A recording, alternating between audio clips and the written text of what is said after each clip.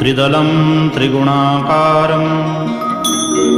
त्रिनेत्रं च त्रयायुधं त्रिजन्मपापसंहारम् एकबिल्वं शिवार्पणम्